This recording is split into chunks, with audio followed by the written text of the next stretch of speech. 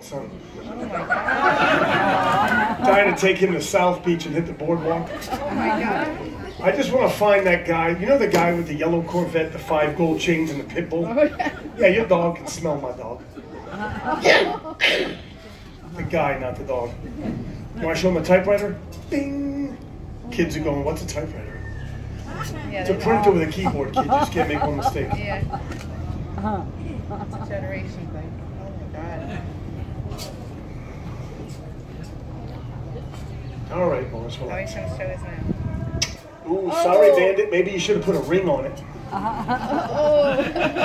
Now, if you're a Seminole warrior back in the 1800s and you're out catching alligators, you're doing that to feed your family, but you want to catch them alive. The alligator meat does spoil very quickly in the hot Florida sun, so the first thing you'd want to do is tie the jaws shut. Gator this size, about 1,500 pounds of crushing power per square inch in the jaws. Tying the jaws by yourself, though, is a little challenging. You do need 2 hands to tie a good knot. Something has to hold the mouth closed while you're doing it. You risk losing your fingers in the process.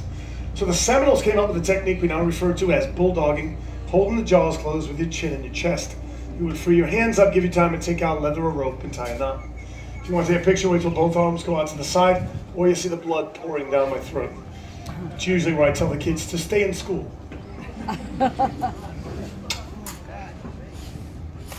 Can I take your pictures quickly, please? Take out a rope, a couple of wraps, tie a knot, and you'd have yourself a caught and tied alligator. Now, judging by the complete lack of applause, I'm assuming you people are not really impressed with me and the alligator right now. Okay, thank you. That's very touching. That's very touching. Really nothing better for my ego than pity applause when you think about it. You're looking for me after this show, I'll be checking into therapy. Trying to redeem myself in a minute or two. In the meantime, we're going to touch on a few different parts of the alligator's anatomy. The eyes of an alligator are very well protected, very deep eye sockets. Anything were to threaten the eyes, they just drop to the bottom of the eye sockets out of the way of harm. Bony, leathery eyelids come down to help protect them. He has lower eyelids like you and I have, and he also has that third eyelid called a nictitating membrane. Nictitating membrane. A little transparent lens you may have just seen move from front to back, then back to front.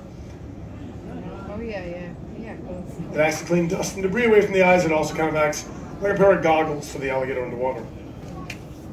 Behind the eyes, alligator's ears. These little flaps right here. Even with these small ears, they still hear just about as well as you and I on land, and they also hear very well under the water. Between the ears, behind the eyes, located right about there, alligator's brain.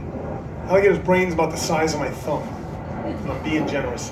Only one animal in the entire world has a smaller brain to body size ratio, and of course is the alligator wrestler. Well, I still don't get that joke. I'm gonna figure it out though.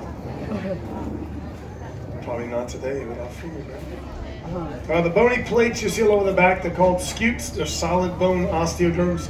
They do 2 things for an alligator. Number 1, it's armor plating. It protects them from predators and other alligators during the territorial and mating disputes.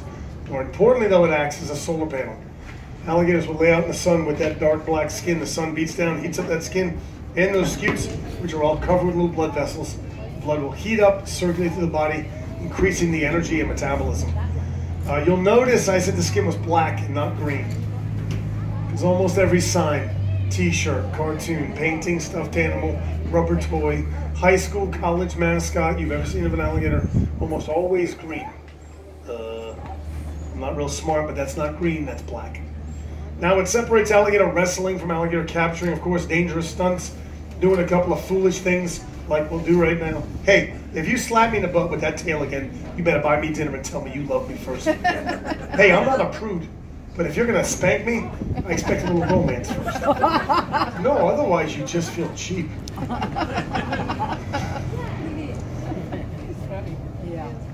right, first trick's called the Florida Smile. Gonna open the alligator's mouth, showing all 80 teeth, 40 teeth on top and 40 teeth on the bottom. If you look in the back of his throat, it appears he has little to no throat opening. He's got an oversized palatal valve or a glottis, which allows him to go underwater, capture food without drowning. He'll usually then surface above the water to swallow that food. Ooh. He likes to make it look dangerous sometimes. He's a bit of a showman. You do realize without me, you'd be in a suitcase, right? Just follow the script. By the way, you're 0 for 2 in applause, my man. I'm just saying, it's not your best one. Ah, yes, more pity ones. We'll both be in therapy after this one. I was Eddie Murphy all morning. You guys roll into town like a funeral. Probably just a laughing on the inside kind of crowd, that's all it is. All right, I'll do this last trick and let you guys go back to sleep. Make myself laugh if nobody else. All right, last trick's called a face-off, because if by chance I do mess up, hey, this will also going to show you exactly what a bachelor's degree in psychology is now worth. From the University of Massachusetts, anyway. My parents wasted a lot of money on college. They don't really appreciate the fact that I make bad jokes about it in an alligator pit. I'm 50 years old. My dad is still telling me to give him his money back. Trust me, that would never happen. Last trick, no hero stuff. This is how Bootsy got killed.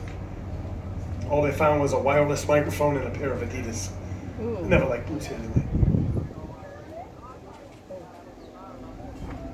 Sometimes people clap. This smells amazing.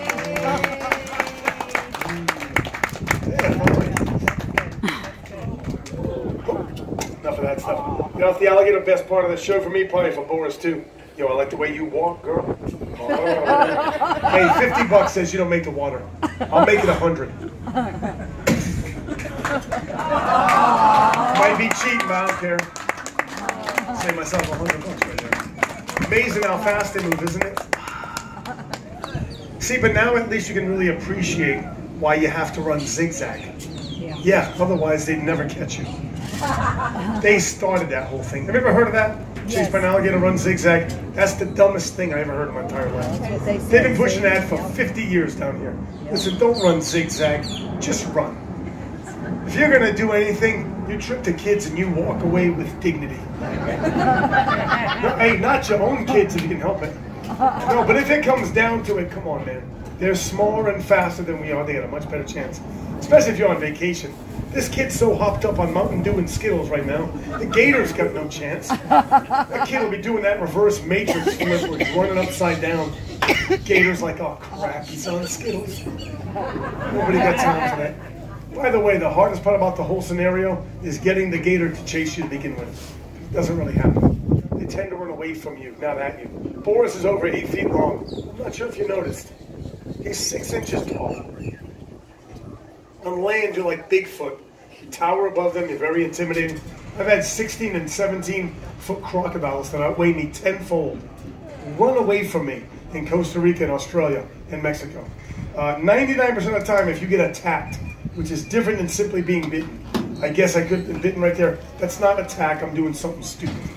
But if you get a legitimate, I don't need you nodding your head an affirmation, princess. Must be a joy having this one around the house. Every time you screw up, she stands behind you like this. This poor guy falls down the steps in the middle of the night, she turns the light on. Just admitted I was an idiot, don't need you confirming it. But if you have a legitimate unprovoked attack by an alligator, 99% of the time, you're either in the water or right at the water's edge. I will guarantee you at least 3 things if you get bitten out in the middle of a field. Number 1, you're a guy. Sorry, man. 100% of the time. Look, it's the same as Independence Day. You can open up any newspaper in this country on the 5th of July, turn to page 2. Always a story about somebody getting their fingers blown off by an M80. Not one time has that ever been a woman. Trust me, I did the research. No woman ever looked at an M80 and said, hey man, you know this fuse is burning fast? Hey, you think I should? It doesn't happen. Number 2, if you get bitten by an alligator out in the middle of a field, you either said, hold my beer, or hey, watch this. Just before you got bit. That's a charter member to Hold My Beer Club right there. Yeah. This poor woman has spent half of her adult life holding 2 beers, watching this guy get hurt. Look, nobody's denying a thing.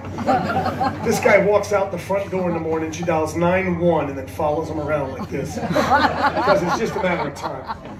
And number 3, you certainly don't have any kind of a professional name or title. Because if your name is like Dr. Reginald Covington, MD, man, I'm positive you'd never be bitten by an alligator out in the middle of a field.